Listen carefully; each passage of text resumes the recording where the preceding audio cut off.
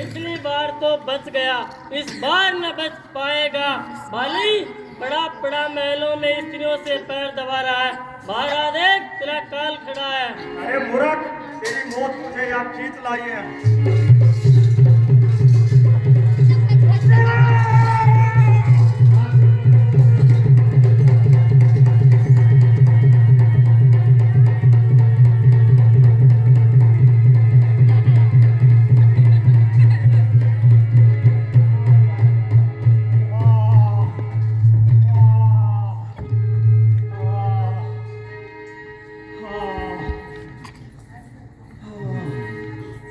मरने से पहले बोल उठा, मरने से पहले बोल उठा।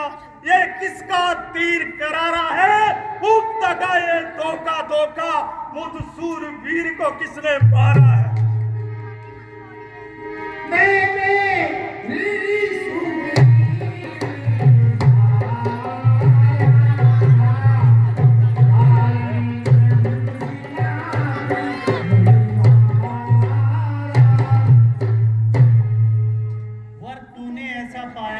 जो तेरे सम्मुख आएगा उसके तन का आधा बल तुझ में समा जाएगा।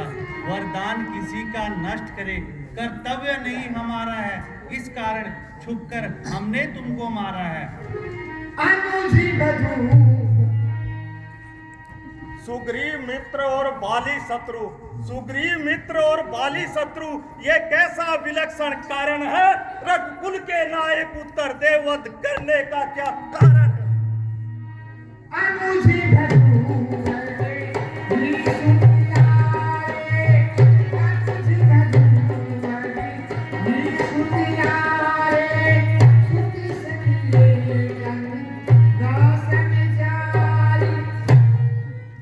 अनुज वधु, पुत्र वधु, सूत की वधु, इनको जो कुदृष्टि से देखे वह मारने योग्य दुराचारी है। सुग्रीव अनुज की भार्या को, सुग्रीव अनुज की भार्या को तूने निज भार्या कर डाला, इस कारण मेरा बाण चला और तेरा खात्मा कर डाला।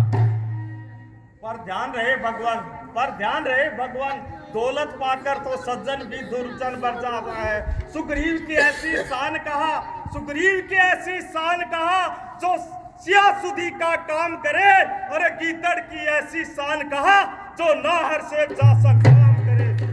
तुम प्रथम मिलते मुझसे, तुम प्रथम मिलते मुझसे, सीता से तुम्हें मिला देता। मिलने की रस्में फिर होती, सीता से प्रथम मिला देता। मैं खूब जानता हूँ उसको, मैं खूब जानता हूँ उसको जो सिया चुरा कर भागा है। मैंने उस तुच्छ अनाड़ी को 6 मास काक में दाबा। सचमुच है भाग्य बड़े मेरे, सचमुच है भाग्य बड़े मेरे, जो घर बैठे जगबंधन आए हैं। सुग्रीव भाई के कारण ही समदर्शी के दर्शन पाए। श्रीमुख ने कुछ वाक्य कहे जो उपयुक्त समय के हैं। अब मेरे भी कुछ शब्द सुनो जो टूटे हुए जिगर के।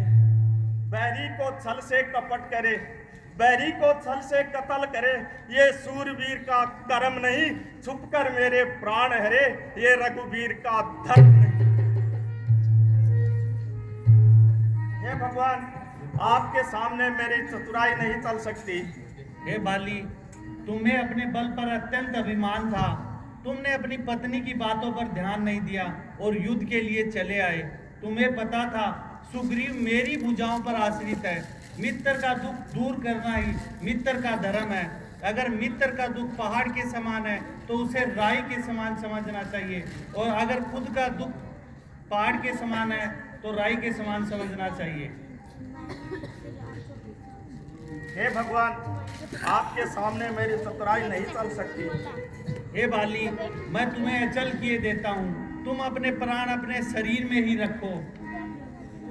जिन प्रभु श्री राम के स्मरण के लिए तपस्वी जन्मों जन्मों तक तपस्या करते हैं, आज वही भगवान मेरे सम्मुख खड़े हैं। ऐसा दिन कब आएगा?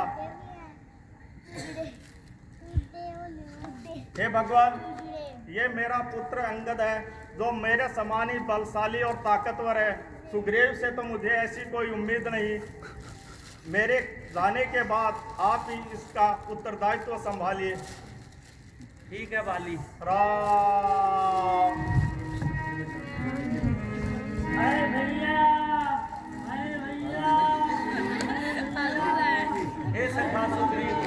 तारा, तुम क्यों विलाप कर रहे हो?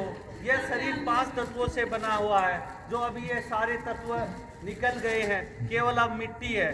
तुम विलाप मत करो। हे हनुमान जी, तुम पंपापुर जाओ और सखा सुग्रीव को राजा और युवराज अंगद को युवराज का पद सौंप कर आओ। जो आज्ञा भगवान।